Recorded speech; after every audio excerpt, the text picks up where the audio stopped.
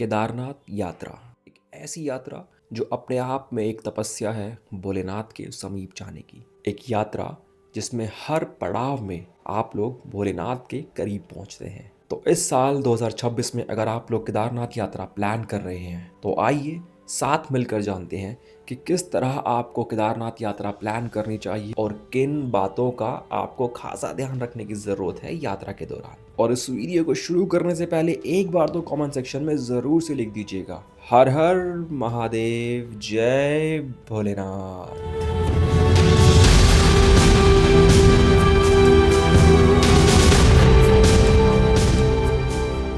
हर हर महादेव दोस्तों, इसी के साथ welcome back to vlog channel again. मेरा नाम है परमदीप सिंह एंड आप सभी देख रहे हैं परम ऑन व्हील्स। और इस वीडियो के अंदर हम बात करेंगे केदारनाथ यात्रा 2026। जी हाँ, अगर आप लोग इस साल केदारनाथ यात्रा प्लान कर रहे हो तो इस वीडियो को एंड तक ज़रूर से देखिएगा। इस वीडियो के अंदर केदारनाथ यात्रा 2026 से रिलेटेड सारी डिटेल्स मैं कवर करने वाला हूँ।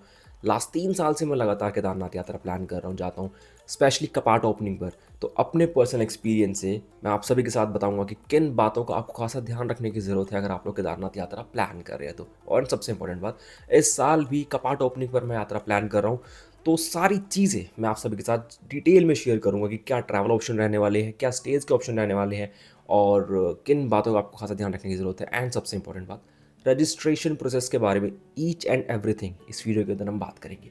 तो चलिए without wasting any time let's get started. तो गाइस, सबसे पहले तो आप सभी से कहना चाहूँगा कि इस वीडियो को शुरू करने से पहले कमेंट सेक्शन में एक बार तो ज़रूर से लिख दीजिएगा, हर हर महादेव। चलिए स्टार्ट करते हैं। देखिए गाइज, अगर बात करें केदारनाथ यात्रा की तो केदारनाथ यात्रा उत्तराखंड के 4 धाम में आती है एंड साथ ही ये 12 ज्योतिर्लिंग में से भी एक है। और साल के 6 महीने ही केदारनाथ धाम के कपाट खुले होते हैं भक्तों के लिए। इस साल केदारनाथ धाम के कपाट 22 अप्रैल 2026 को भक्तों के लिए खोल दिए जाएंगे। तो अब बात कर लेते हैं कि किस तरीके से आप लोग अपनी यात्रा प्लान कर सकते हो, क्या रूट रहता है, कैसे आप लोग वहाँ पहुँच सकते हो। देखिए, केदारनाथ यात्रा के लिए आपको सबसे पहले पहुंचना होता है उत्तराखंड के सोनप्रयाग में। जी हाँ, सोनप्रयाग ही वो जगह है जिसके आगे कोई भी गाड़ी या कोई भी बस अलाउड नहीं होती। वो ही लास्ट पॉइंट होता है केदारनाथ यात्रा में। तो डिस्टेंस की अगर हम बात करें तो दिल्ली से सोनप्रयाग का डिस्टेंस पड़ता है ऑलमोस्ट 440 किलोमीटर्स का। रूट की अगर हम बात करें तो दिल्ली से चलकर उत्तर प्रदेश के मुजफ्फरनगर, मेरठ को होते हुए आप लोग उत्तराखंड में एंटर होते हैं। देन हरिद्वार, ऋषिकेश, देवप्रयाग, श्रीनगर, रुद्रप्रयाग को होते हुए आप लोग सोनप्रयाग पहुंच जाते हैं। अगर आप लोग पब्लिक ट्रांसपोर्ट से ट्रैवल करना चाहते हैं या आप लोग किसी और सिटी से ट्रैवल करके आ रहे हैं तो मैं आपको बताना चाहूँगा, आपको सबसे पहले पहुंचना पड़ेगा उत्तराखंड के हरिद्वार या ऋषिकेश। जी हाँ, हरिद्वार और ऋषिकेश ही वो जगह है जहाँ से 4 धाम यात्रा या फिर कह लीजिए उत्तराखंड के अंदर केदारनाथ धाम की यात्रा की शुरुआत होती है।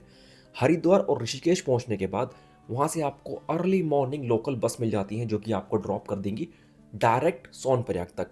जस्ट इन केस अगर आपको सोनप्रयाग की डायरेक्ट बस नहीं मिल पाती है तो आप लोग हरिद्वार या ऋषिकेश से श्रीनगर या फिर रुद्रप्रयाग की बस ले सकते हैं, क्योंकि उनकी फ्रिक्वेंसी ज़्यादा होती है एज़ कम्पेयर टू सोनप्रयाग की बसेस।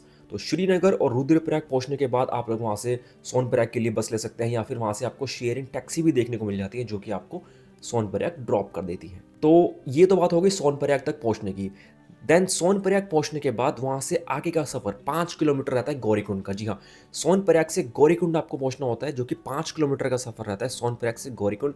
गौरीकुंड ही वो जगह है जहां से केदारनाथ यात्रा की मतलब जो ट्रैक है वो शुरू होता है। देखिए, कुछ लोग यात्रा इस तरह प्लान करते हैं कि सोनप्रयाग पहुंच कर वहां स्टे करते हैं, देन नेक्स्ट डे गौरीकुंड जाते हैं, फिर वहां से अपनी ट्रैकिंग शुरू करते हैं। कुछ लोग सोनप्रयाग पहुंचकर फर्स्ट डे ही गौरीकुंड चले जाते हैं, वहां पे स्टे करते हैं, देन वहां से अपनी ट्रैकिंग शुरू कर लेते हैं। अब दोनों में डिफरेंस क्या है मैं आपको बता देता हूँ। देखिए, सोनप्रयाग में होटल्स ज़्यादा हैं as compare to Gaurikund and वहाँ पे फैसिलिटीज़ भी ज़्यादा हैं as compare to Gaurikund. Gaurikund में होटल्स लिमिटेड हैं एंड फैसिलिटीज़ भी ज़्यादा नहीं हैं। काम चलाऊ टाइप होटल आपको देखने को मिलते हैं एंड अगर आप यात्रा के बिगिनिंग में जा रहे हो तो प्राइसेस भी बहुत ज़्यादा देखने को मिलते हैं। तो ज़्यादातर लोग यही करते हैं, सोनप्रयाग रुकते हैं, देन सोनप्रयाग से नेक्स्ट डे अपनी गौरीकुंड की यात्रा शुरू करते हैं। देखिए, मैं अपना पर्सनल एक्सपीरियंस बताऊँ तो मैं 3 बार जा चुका हूँ। मैंने दोनों ही चीज़ें करी हुई हैं। जब फर्स्ट टाइम मैं गया था सोनप्रयाग हमने स्टे किया था, देन नेक्स्ट डे मॉर्निंग में गौरीकुंड गए थे। और लास्ट टाइम जब मैं गया था तो 2000 लास्ट ईयर नहीं गया था, 2024 में मैं जब गया था तो हम लोग डायरेक्ट गौरीकुंड गए थे। सोनप्रयाग अपनी गाड़ी खड़ी करी, वहाँ से गौरीकुंड गए, देन सुबह नेक्स्ट डे हमने पालकी के साथ ही अपनी यात्रा आगे शुरू कर दी थी। और हाँ, अगर आप लोग पालकी दर्शन या पालकी के साथ ट्रैकिंग करना चाहते हैं तो कैसे प्लान करना है आपको अपना ट्रिप, वो भी मैं आपको वीडियो में आगे बताऊंगा अभी। तो आई होप कि आपको एक क्लियर हो गया होगा कि गौरीकुंड और सोनप्रयाग आप दोनों ही जगह स्टे कर सकते हैं, जैसा आपको अपना ट्रिप प्लान करना है। तो गाइस ये तो बात हो गई सोनप्रयाग और गौरीकुंड तक पहुंचने की। अब गौरीकुंड से आप लोग अपनी ट्रैकिंग शुरू करते हैं, जो कि ऑलमोस्ट रहती है 22 से 23 किलोमीटर की। देखिए यार, कोई कहता है 18 किलोमीटर की, कोई कहता है 19 किलोमीटर की है, लेकिन एक्चुअल में अगर बात करें तो 22 से 23 किलोमीटर का ट्रैक है। क्योंकि 2013 के डिज़ास्टर से पहले ये ट्रैक कम हुआ करता था, लेकिन 2013 के डिज़ास्टर में जब पूरा रास्ता ख़त्म हो गया, डैमेज हो गया था, नया रास्ता घूम कर बनाया गया, तो उसके बाद फिर ये ट्रैक बढ़ गया है। लेकिन सुनने में आ रहा है कि इस साल 2026 में जो पुराना रूट था उसको मतलब रिपेयर कर दिया गया है। इस साल हम लोग उससे ट्रैक कर पाएंगे पुराने रास्ते से, 2013 से पहले वाला रास्ता था जो। तो वो जो भी चीज़ें रहेंगी वो मैं प्लान खुद भी कर रहा हूँ। फर्स्ट डे हम लोग प्लान कर रहे हैं कपाट ओपनिंग पर जाने का, तो वो आपको देखने को मिल जाएगा। तो जो भी चीज़ें होंगी वो उस टाइम पर मैं वीडियो बनाऊंगा, रिकॉर्ड करूंगा, आप सभी के साथ शेयर करूंगा। तो पारंपरिक रूट भी कहा जाता है उसको, अगर वो ऐसा स्टार्ट हो गया होगा तो बहुत ही अच्छी बात होगी वो, क्योंकि उसमें एक तो पारंपरिक रूट रहने वाला है, दूसरी चीज़ ट्रैकिंग का रास्ता भी कम हो जाएगा।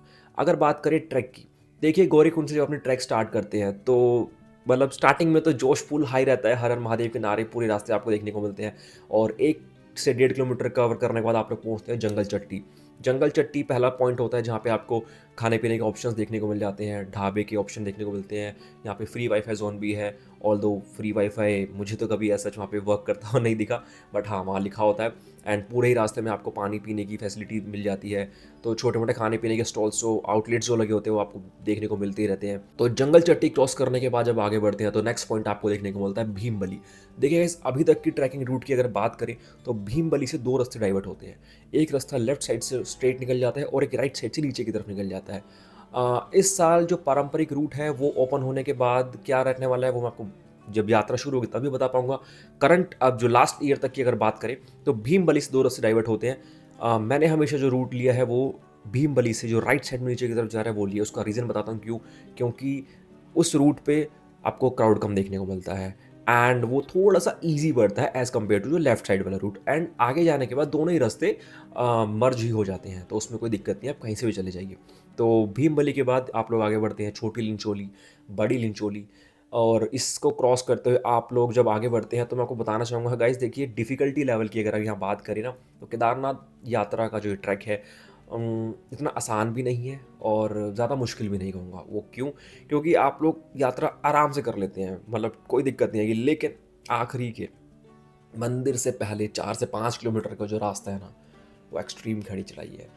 ये मान लीजिए छोटी लिंचोली, बड़ी लिंचोली के बाद तो बहुत ही टफ सा लगने लग जाता है। ये मैं अपने पर्सनल एक्सपीरियंस से बता रहा हूँ मैं आपको, ठीक है? एंड मेन चीज़ क्या आती है कि मंदिर से 5-6 किलोमीटर पहले ही आपको रास्ते में बहुत सारे कैंप्स देखने को मिलते हैं। तो आपको एक ऑप्शन भी दिखना स्टार्ट हो जाता है कि हम यहाँ पे स्टे कर सकते हैं अगर नहीं चला जा रहा तो। लेकिन मैं आपको सजेस्ट करूँगा कि ऐसा मत करिएगा, उसका रीज़न बताता हूँ क्यों। ट्राई यही करिएगा कि वन डे, एक ही दिन में आप लोग मंदिर तक पहुँच जाइएगा। फर्स्ट टाइम जब हम लोग गए थे 2022 में तो हमने यही किया था, हम लोग वहाँ पे स्टे कर लिया मंदिर से 5 किलोमीटर पहले। जब नेक्स्ट डे हमने उठकर मंदिर जब स्टार्ट करा ना ट्रैक, तो और ज़्यादा थाइस पे लोड पड़ा था। उसके बाद से जब भी मैं गया हूँ हमने वन डे, एक ही दिन में ट्रैक कंप्लीट किया, वो ज़्यादा अच्छा लगा। थोड़ा-सा लगता है आखिरी में आपको जोश लगाना पड़ेगा, बट आप लोग एक ही दिन मंदिर पहुँच जाएँगे, वो ही बेस्ट रहेगा। इस चीज़ को ध्यान रखिएगा। तो मंदिर जब पहुँचने वाले होते हैं, मंदिर से 1.5 किलोमीटर पहले आपको बेस कैंप देखने को मिलते हैं, कैंप्स वगैरह देखने को मिलते हैं। कुछ लोग वहाँ पे स्टे कर लेते हैं, क्योंकि वो एक अच्छा ऑप्शन होता है, इकोनॉमिकल भी रहता है। अगर सीज़न की बात करें, जो पीक टाइम, बिगिनिंग का टाइम रहता है यात्रा का, सबसे ज़्यादा हाई रेट्स रहते हैं, उस टाइम पर भी आपको 800, 1000, 1100 रुपये पर पर्सन के अराउंड वहाँ पे कैंप्स मिल जाते हैं। और मंदिर से 500 मीटर पहले आपको हेलीपैड देखने को मिलता है। अगर आप लोग हेलीकॉप्टर से यात्रा कर रहे हो तो हेलीकॉप्टर वहाँ पे आपको ड्रॉप करता है। हेलीकॉप्टर से रिलेटेड जो यात्रा कैसे कर सकते हो आपको वीडियो में आके बताऊंगा अभी। तो जब आप मंदिर के पास पहुँचते हैं, जब दर्शन होते हैं, तो सबसे पहली चीज़ मैं आपको बताना चाहूँगा, सारी थकान दूर हो जाती है। एक ही झटके में जैसे ही मंदिर के दर्शन होते हैं तो ऐसा फील होता है कि भाई जो 22-23 किलोमीटर में ट्रैक किया ना, एकदम छूमंतर हो जाता है। ये फैक्ट है, मैंने पर्सनली इस चीज़ को फ़ील किया है लाइफ में अपनी 3 बार, उसी से बता रहा हूँ मैं। अगर स्टेज़ की बात करें मंदिर के पास, देखिए मंदिर से पहले कैंप्स देखने को मिलते हैं 1.5 किलोमीटर पहले से, ठीक है जी? और मंदिर के आस-पास वहाँ पे होटल्स बने हुए हैं। होटल्स का यार सीन ऐसा है कि वहाँ पे ना देखो ज़्यादा फैसिलिटीज़ तो नहीं है, काम चलाओ टाइप के रूम आपको देखने को मिलते हैं एंड प्राइसेज़ बहुत ज़्यादा रहते हैं, स्पेशली अगर आप लोग यात्रा के बिगिनिंग में जा रहे हो। मैं हर साल कपाट ओपनिंग पर गया हूँ, हम लोग 4 से 5 लोगों के ग्रुप में मैंने ट्रैवल किया है। एक रूम का 5 लोगों हमने हर बार 10 से 12 हज़ार रुपए एक नाइट का पे किया है, और रूम काम चलाओ टाइप ही है। तो ये थोड़ा-सा रहता है जो प्राइवेट होटल्स हैं। इसके अलावा एक ऑप्शन और रहता है वहाँ पे जीएमवीएन के कॉटेजेस और डॉर्मेटरीज़ भी बनी हुई हैं। जी हाँ। अ, उनकी बुकिंग आप लोग ऑनलाइन करवा सकते हैं। एडवांस में आपको ऑनलाइन बुक करवानी पड़ती है जीएमवीएन की वेबसाइट से। स्वर्गारोहिणी के नाम से भी है, अलग-अलग नाम से है वहाँ पे। लेकिन सबसे मेन चीज़ ये है कि उनकी बुकिंग मिलना बहुत टफ़ होता है क्योंकि बहुत जल्दी फुल हो जाते हैं वो। और देखो यार, मैं एक बार वहाँ पे हमें बुकिंग मिल पाई थी।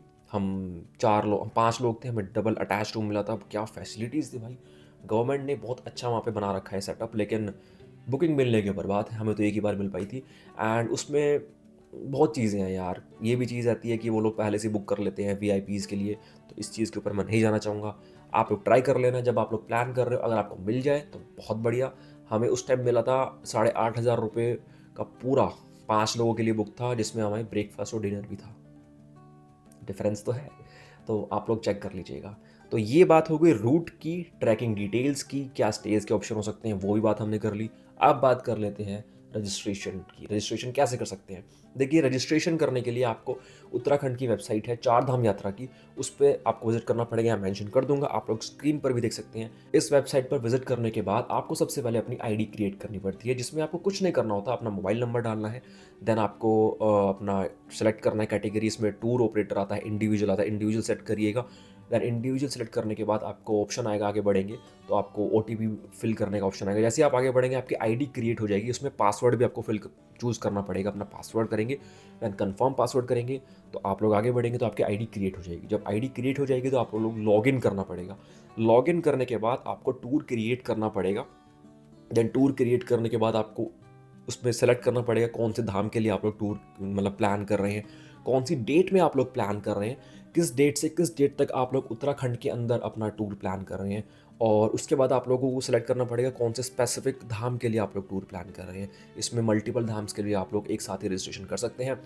और जब आप लोग आगे बढ़ेंगे उसमें ऑप्शन में आपको डेट सेलेक्ट करनी पड़ेगी, जो धाम आपने सेलेक्ट किया उस धाम पर आप लोग कौन सी डेट पर पर्टिकुलर आप लोग जाने वाले हैं। और डिटेल्स में आप लोग ज़्यादा कुछ नहीं करना है, इन्होंने बहुत स्मूथ और बहुत ईजी बना दिया है अब तो। आपको सिर्फ अपना आधार नंबर, जी हाँ, आपको सिर्फ अपना आधार नंबर उसमें ऐड करना है। और आधार नंबर ऐड करने के बाद आपके मोबाइल में ओटीपी आ जाएगा, और वहीं से आप लोग मतलब उसमें आपको अपनी कोई फ़ोटो अलग से अटैच करने की ज़रूरत नहीं है। एंड गाइस, जब इसमें आप लोग आगे बढ़ेंगे तो आपको इसमें ऑप्शन भी आएगा कि आप लोग कैसे ट्रैवल कर रहे हैं, पब्लिक ट्रांसपोर्ट से, प्राइवेट कार से। अगर आप लोग प्राइवेट कार का ऑप्शन करते हो तो आपको अपनी गाड़ी का नंबर भी ऐड करना पड़ेगा, ड्राइवर का नाम, जो ड्राइव करेंगे गाड़ी, तो उसमें आपको गाड़ी का नंबर ऐड करना पड़ेगा। गाड़ी का नंबर ऐड करने के बाद आपको जो नाम डालना पड़ेगा, जो पर्सन गाड़ी ड्राइव करेंगे। उसके बाद आप लोग आगे बढ़ेंगे तो मेडिकल के बारे में पूछेगा आपको कोई, जिसमें स्पेसिफिक चीज़ें प्रॉब्लम्स तो नहीं है, आप लोग उसको नो कर देंगे। देन आगे बढ़ने के बाद आप लोग सेव करके जब आगे बढ़ेंगे तो आपको आधार कार्ड का नंबर, जो का आधार कार्ड आपका है वो उसमें नंबर आप ऐड करेंगे। तो जो आपका मोबाइल आधार कार्ड से लिंक्ड है उसके ऊपर ओटीपी आएगा। वो ओटीपी जब आप लोग एंटर करेंगे तो आपके आधार से डिटेल्स ऑटोमेटिकली उठा लेगा, और वहीं आपको पूरा दिख भी जाएगा आपके आधार की फ़ोटो, सब कुछ, एवरीथिंग। और आपको एक लाइव फ़ोटो वहाँ पे जो करंट की फ़ोटो है वो अलग से अपलोड करनी रहेगी। ये करने के बाद आप लोगों का रजिस्ट्रेशन हो जाएगा। तो ये इस तरीके से एक पर्सन का रजिस्ट्रेशन हो गया। आप लोग जब टूर के मतलब मैनेज टूर करेंगे ना, तो उसमें ऑप्शन आपको पहले ही पूछ लेगा कि कितने पर्सन आप लोग ट्रैवल कर रहे हैं। तो इस तरीके से एक-एक करके आप लोग ऐड पर्सन करते जाएँगे, तो आप लोग हर पर्सन का अलग यहाँ पे रजिस्ट्रेशन हो जाएगा। देन आप लोग डैशबोर्ड में जाके हर अलग-अलग पर्सन का रजिस्ट्रेशन सर्टिफ़िकेट डाउनलोड कर सकते हैं। तो कुछ इस तरह, बहुत ईज़ी है गाइस, बहुत ज़्यादा ईज़ी है, और इन्होंने बहुत ईज़ी कर दिया है अब रजिस्ट्रेशन करना, कोई दिक्कत नहीं है, रजिस्ट्रेशन कंपल्सरी है। तो रजिस्ट्रेशन करवा कर ही अपनी यात्रा प्लान करिएगा। अब बात कर लेते हैं कि अगर आप लोग हेलीकॉप्टर से अपनी यात्रा प्लान कर रहे हैं। गाइस देखिए, केदारनाथ यात्रा में हेलीकॉप्टर से अगर आप लोग यात्रा प्लान कर रहे हैं तो सबसे पहले इंपॉर्टेंट बात, आपको रजिस्ट्रेशन करवाना पड़ेगा। जी हाँ, क्योंकि रजिस्ट्रेशन करवाने के बाद ही आप लोग अपनी हेलीकॉप्टर की बुकिंग कर सकते हैं। हेलीकॉप्टर बुकिंग करते टाइम सबसे पहले रजिस्ट्रेशन नंबर आपसे पूछता है। रजिस्ट्रेशन नंबर के बिना हेलीकॉप्टर बुकिंग नहीं हो सकती, इस चीज़ को याद रखिएगा। और हर साल इनका ही रहता है कि 15-15 दिन की विंडो ओपन करते थे। इस साल जो भी अपडेट रहेगी हेलीकॉप्टर बुकिंग से रिलेटेड आने वाले टाइम में, वो मैं आपके साथ ज़रूर से शेयर करूँगा। तो मेक श्योर सब्सक्राइब करके बेल आइकन याद से प्रेस कर लीजिएगा। एंड एक चीज़ बताना चाहूँगा गाइज़, मैं बताना भूल गया, हम लोग एक ग्रुप ट्रिप भी प्लान कर रहे हैं केदारनाथ यात्रा का। अगर आप लोग हमारे साथ केदारनाथ यात्रा प्लान करना चाहते हैं तो प्लान कर सकते हैं। मैं इंस्टाग्राम मेंशन कर दूँगा, इंस्टाग्राम पे आप लोग मुझे डीएम करिएगा। सारी चीज़ें हम लोग मंदिर पे 2 नाइट स्टे करने वाले हैं। हम लोग पहले यहाँ से जब दिल्ली से निकलेंगे तो गौरीकुंड डायरेक्ट रुकेंगे, देन मंदिर पे हम लोग 2 नाइट स्टे करेंगे। कपाट ओपनिंग पर हम यात्रा प्लान कर रहे हैं, तो कोई भी अगर आप लोग हमें जॉइन करना चाहते हैं तो मुझे इंस्टाग्राम पे डीएम करिए। जो भी ट्रिप से रिलेटेड डिटेल्स रहने वाली है मैं आप सभी के साथ वहाँ पे शेयर कर दूँगा। तो वीडियो में आगे बढ़ते हैं। हेलीकॉप्टर बुकिंग की हम बात कर रहे थे, तो हेलीकॉप्टर बुकिंग के लिए रजिस्ट्रेशन करेंगे और जो भी आने वाले टाइम में रहेगा हेलीकॉप्टर से रिलेटेड वो आपको बता दूंगा। हेलीकॉप्टर के लिए 3 हेलीपैड आपको देखने को मिलते हैं, गुप्त काशी, फाटा एंड सिरसी। ये तीनों ही जगह सोनप्रयाग से पहले आपको देखने को मिलती है ऑन द रूट, और तीनों ही हेलीपैड से प्राइसेस भी अलग है। सबसे ज़्यादा प्राइस गुप्त काशी से रहते हैं, फाटा और सिरसी से प्राइस कम रहते हैं एज़ कम्पेयर टू गुप्त काशी। तो जो भी प्राइस रहेंगे इस साल के वो मैं आपको आने वाले टाइम में ज़रूर से शेयर करूँगा। और हेलीकॉप्टर में आपको जब बुक करते हैं तो उसमें पूछता है कि आपको 1 नाइट स्टे करना है टेम्पल पे या फिर सेम डे रिटर्न करना है। तो दोनों ही फैसिलिटीज़ हैं, तो आप लोग जब बुकिंग करेंगे उसमें आपसे पूछेगा। ये हो गया हेलीकॉप्टर बुकिंग की बात। तो आई होप कि मैंने सारी चीज़ें कवर कर दी होंगी इस वीडियो में। अगर कुछ भी बचा होगा तो आप लोग मुझे इंस्टाग्राम पे डीएम कर सकते हैं या फिर आप लोग मुझे कमेंट सेक्शन में पूछ सकते हैं, मैं ज़रूर से बताऊंगा। अच्छा, एक चीज़ बजट की अगर हम बात करें, देखिए बजट डिपेंड करता है आप लोग कब ट्रैवल कर रहे हैं। अगर आप लोग बिल्कुल पीक सीज़न में ट्रैवल कर रहे हैं यानी कि यात्रा के बिगिनिंग टाइम में, तो सबसे ज़्यादा बजट रहता है। और मॉनसून में तो मैं कहूँगा कि अवॉइड ही करेगा। मिड तो नहीं, जुलाई बिगिनिंग से मान के चलिए, जुलाई और अगस्त ये 2 महीने अवॉइड ही रखिएगा। सितंबर का मंथ सबसे बेस्ट टाइम रहता है, उस टाइम क्राउड भी कम हो जाता है और प्राइसेस भी बहुत कम हो जाते हैं, तो कम बजट में आप लोग कम भीड़ में ट्रैवल कर सकते हैं। तो देखिए अप्रैल 22 से लेकर मई का महीना पूरा पीक सीज़न रहने वाला है। इस टाइम अगर आप लोग ट्रैवल करते हैं, प्लान करते हैं, तो ये मान के चलिए पर पर्सन, अगर आप लोग ग्रुप में भी ट्रैवल कर रहे हैं तो पर पर्सन ऑन एंड अराउंड मान के चलिए 9-10 हज़ार रुपये कहीं नहीं गया आराम से, ठीक है। और बाकी डिपेंड करता है टू पर्सन किस तरीके से प्लान कर रहे हैं, कैंप में स्टे कर रहे हैं, होटल में स्टे कर रहे हैं। ये जो मैंने बजट बताया ये होटल स्टे का बताया आपको। और अगर आप लोग सितंबर में ट्रैवल करते हैं तो यही प्राइस घटकर 7 से 8 हज़ार रुपये हो जाएगा, उससे कम भी हो सकता है। तो डिपेंड करता है सीज़न टू सीज़न बजट। तो चलिए गाइस, इस वीडियो में आई होप कि मैंने सारी चीज़ें शेयर कर दी होंगी। कोई भी आपकी क्वेरी होगी तो मुझे इंस्टाग्राम पे पूछिए या कमेंट सेक्शन में पूछिए, मैं ज़रूर से रिप्लाई करूँगा। तो इस वीडियो को इतने रखते हैं, मिलते हैं आप सभी से किसी नई वीडियो में किसी नई जगह के साथ। एंड मेक श्योर कि आप सब्सक्राइब करके बेल आइकन याद से प्रेस कर लीजिए, क्योंकि केदारनाथ यात्रा से रिलेटेड, बद्रीनाथ धाम की यात्रा से रिलेटेड, 4 धाम यात्रा से रिलेटेड जो भी आने वाले टाइम में अपडेट्स रहेंगी मैं आप सभी के साथ ज़रूर शेयर करूँगा, और साथ में हम साथ में ट्रैवल भी करेंगे भाई। तो मिलते हैं आप सभी से नेक्स्ट वीडियो में। Till then bye bye and take care.